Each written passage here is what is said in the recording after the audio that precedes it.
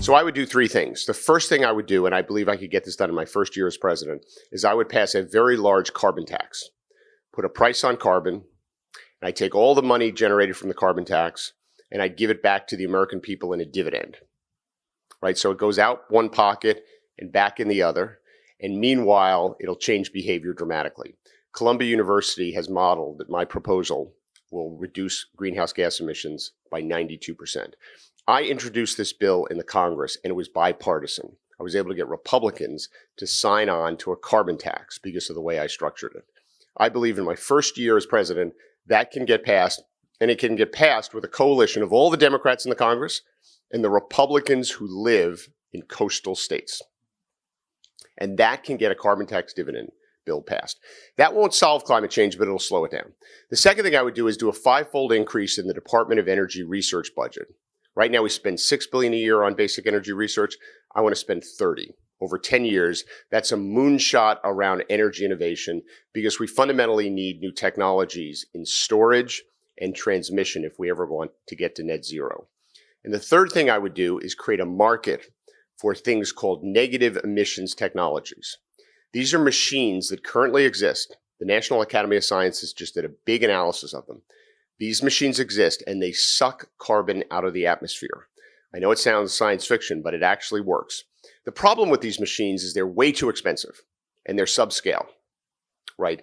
But that's a problem for the private market to solve because wind power and solar used to be way too expensive and subscale, but we created incentives and then people, great entrepreneurs and investors and even big companies started investing in improving these technologies and their costs came way down and they became of huge scale.